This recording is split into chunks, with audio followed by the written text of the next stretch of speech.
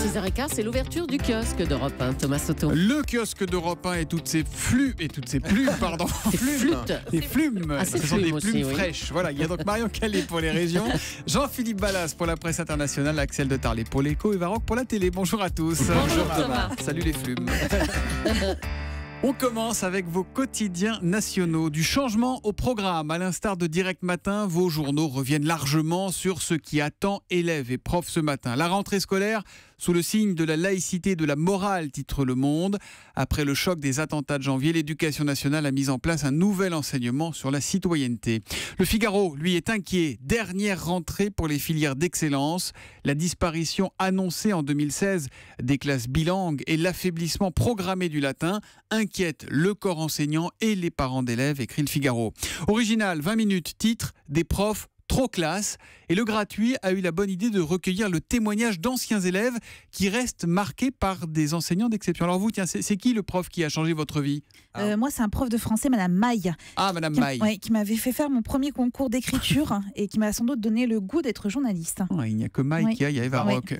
Moi, c'est un peu pareil. C'était Monsieur Sabi, mon instit en CM1. C'est le premier à qui j'ai dit que je voulais être journaliste et qui m'a encouragé. Voilà, donc Monsieur Sabi, Madame Maille au tableau d'honneur. Moi, je rajoute Madame Garé, incroyable prof d'histoire géo au lycée Claude Bernard. Bon, j'ai tout oublié depuis, mais elle était géniale. Elle nous passionnait, cette femme. Bon, il y a aussi ce matin les quotidiens qui ont choisi de faire un hors-sujet. Ainsi, Libération, pas un mot sur la rentrée en une, vous imaginez, ça ferait presque du bien. Mais un homme, Jérémy Corbyn, c'est lui le favori pour prendre les rênes du Parti travailliste en Grande-Bretagne. D'où ce titre, au Royaume-Uni, la gauche sort ses griffes.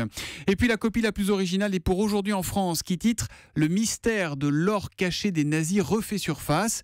Selon deux chasseurs de trésors, un train chargé de lingots et de bijoux dissimulés par les nazis en 1945 serait enseveli dans un tunnel secret, lui-même sous un talus. Et tout ça se passerait dans le sud-ouest de la Pologne. Alors mythe ou réalité, personne ne le sait encore. Mais heureusement, sur place, les premiers t-shirts et produits dérivés Train d'Or seront proposés dès cette semaine aux touristes.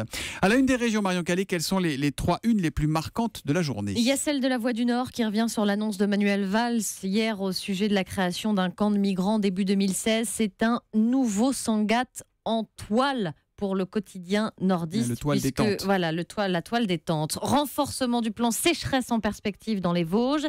La situation des cours d'eau et des nappes phréatiques est alarmante. Piscines et entreprises s'en retrouveront impactées d'après Vosges Matin. Contraste étonnant entre ces orages, ces trompes d'eau qui tombent par endroits, la sécheresse, on n'y comprend plus rien. Oui, Vosges Matin qui assure d'ailleurs que les pluies qui sont attendues dans les prochaines heures ne suffiront pas à combler le déficit de pluie. Lunettes noires, costume, cravate, scooter noir.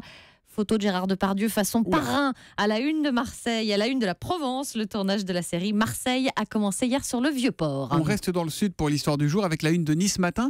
Ça concerne le pape. Son service courrier précisément qui doit être débordé. Je ne sais pas si le pape François répond à tout le courrier qu'il reçoit, mais en tout cas un retraité niçois, René Teboul, 80 ans, a reçu une lettre de la part du Vatican pour le remercier de son geste délicat. Alors je vous explique. En fait, en apprenant la passion du pape François pour l'opéra dans un reportage télé, notre octogénaire, il a décidé de reprendre plusieurs airs célèbres à l'harmonica, la traviata, la bohème notamment.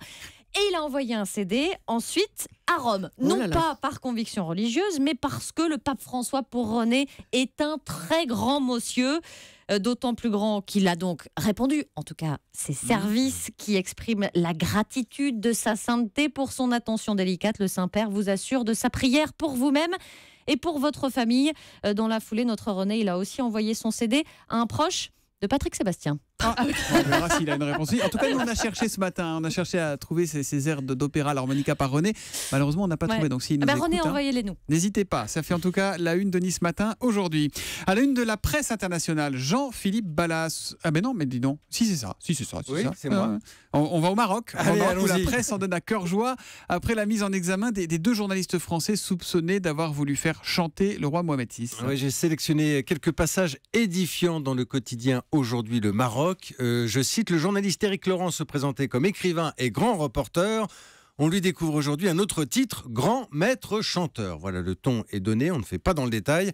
Le quotidien parle d'un séisme en France où l'opinion publique découvre en émoi la face cachée des milieux journalistiques. Quitte à aller plus loin encore, je cite toujours, comme on réclame de l'argent pour ne pas publier, on peut tout aussi écrire et publier des articles commandés contre espèces sonnantes et trébuchantes. Et très vite, c'est ça qui est intéressant, le papier se transforme en tribune et dépasse largement le cadre de cette affaire. Vous avez à la fois une défense totale, inconditionnelle du roi et un parfum de règlement de compte. Contre, je cite, des journalistes téléguidés par un lobby d'intérêt, les milieux français hostiles à ce Maroc qui les dérange par ses positions toujours transparentes et légaliste. Voilà. Donc, à vous écouter, on se demande si la plume n'est pas tenue par le royaume directement. On dirait que le journal est proche du pouvoir. Ce scandale montre que tout ce qui s'écrit en France, écoutez, tout ce qui s'écrit en France et ailleurs ne traduit pas toujours la réalité de la monarchie. C'est ce qu'estime un directeur de publication. Un autre ajoute, il faut se comporter d'égal à égal, ne plus applaudir tout ce qui nous vient de l'autre rive, sans distinguer le bon grain de l'ivraie. Cette sordide affaire, peut-on lire, rappelle en tout cas une chose. Nous, les Marocains, accordons une confiance totale à notre monarchie. Bien. Qu'on se le dise, les journalistes marocains n'ont rien à envier à leurs confrères occidentaux. À bon entendeur, comme on dit. Eh bien, on a entendu le message. À la une de l'Écho, Axel de Tarlet.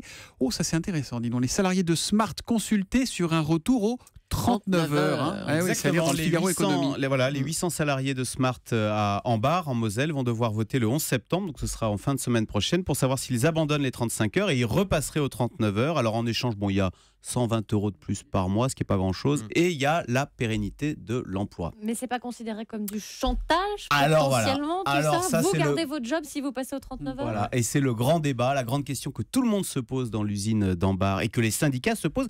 Et les positions des syndicats sont très surprenantes parce que figurez-vous que la CGT est pour.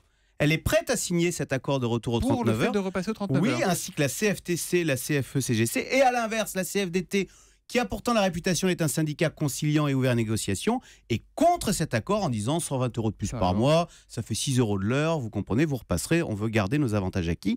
Alors, en tous les cas, c'est la base qui va... Enfin, les syndicats, du coup, ont décidé de consulter la base, et donc on aura la réponse le 11 septembre. Alors, ça n'est pas... Il y a déjà eu des accords de compétitivité qui ont été passés chez PSA, chez Renault, chez Air France. On a renoncé à des journées de RTT pour les salariés au sol. En tous les cas, c'est intéressant et c'est exactement ce genre d'accord que veut promouvoir le gouvernement. C'est-à-dire que ce soit les salariés sur place qui décident. Et en tous les cas, on veut faciliter les négociations qui sont, c'est vrai, aujourd'hui, qui restent longues et compliquées. En tout cas, on sera fixé dans 10 jours. Hein, c'est voilà, ça, le 11 septembre. C'est donc à lire dans le Figaro Économie ce matin. À la télé, ce soir, oh là, ça c'est intéressant. 20h45 sur France 5, la course à la jeunesse. Le mythe de l'éternelle jeunesse. Vous savez, on veut tous rajeunir. Vous allez voir, par exemple, ce soir, vous allez découvrir Ariana. On a mis la photo sur Twitter avec le hashtag je vais y arriver. Un matin, voilà. C'est une comédienne quinquagénaire. Alors elle rêve de gagner 10 ou 15 ans et elle a choisi de faire ce qu'on appelle un peeling extrême, c'est-à-dire une opération qui est sous contrôle médical, qui consiste en fait à brûler l'épiderme. Alors on va la suivre avant, pendant et après l'opération. On la découvre, comme vous le voyez, avec ce visage un peu tuméfié façon ballon de football. Et puis quelques jours après, comme si un animal avait mué, elle va enlever sa peau, son ancienne peau, et découvrir une peau de bébé sous cet épiderme. Alors, âme trop sensible, s'abstenir. Ça ressemble à quoi, là? Ça ressemble à une écrevisse, comme vous pouvez voir. C'est étonnant, hein? Regardez mon front, qui était plein de marques et tout. Waouh! Je me vois 15 ans en arrière, pour de bon, hein. Facile, hein. Tel le phénix! Me revoilà. Oh là là là là. Ça a marché, hein. Axel, Vous allez voir, ça a marché. Entre les mains. Alors, pour les hommes, Axel, la mode est à la prise de testostérone. C'est une hormone qu'on prend par injection ou par pommade. C'est très très courant aux États-Unis, un peu moins en France. On promet aux hommes plus de muscles, plus d'énergie. Michel, par exemple, la cinquantaine, a accepté le traitement. Alors, est-ce qu'il se sent plus jeune? Eh bien, réponse de l'intéressé. J'irai pas dire jusque-là quand même, je suis conscient, je vais pas faire les vieux beaux. Hein. Mais vous savez, vous commencez le matin, vous n'avez pas la douleur. C'est déjà vachement mieux. Avant, il fallait une demi-heure pour que je commence à me chauffer, prendre éventuellement un Doliprane, etc. Là, vous levez le matin, vous avez plus mal. Franchement, vous chantez sous la douche. Avant, je sifflotais à peine. Hein. Il saute sur tout ce qui bouge, Michel, avec son régime au testostérone. Oui, c'est un peu vigueur sexuelle assurée. Oui, c'est vrai. Alors, la méthode, quand même, est contestée par une grande partie du corps médical. Aux États-Unis, il y a eu 1500 plaintes qui ont été déposées. Le procès aura lieu en 2016 par des patients qui ont eu des effets secondaires un peu terribles. Alors, grâce à ce documentaire, auquel je reproche quand même quelques scènes franchement inutiles, comme cette visite chez les Américaines adeptes du bistouri, vous savez, façon les feux de l'amour, je me suis dit surtout que c'était pas mal de vieillir et que c'était bien de ne pas aller contre la nature. De toute façon, à la fin, c'est la vieillesse pièce qui gagne. Exactement. D'accord, voilà, c'est donc sur France 5 à 20h45, ça s'appelle La course à la jeunesse. Rideau sur le kiosque.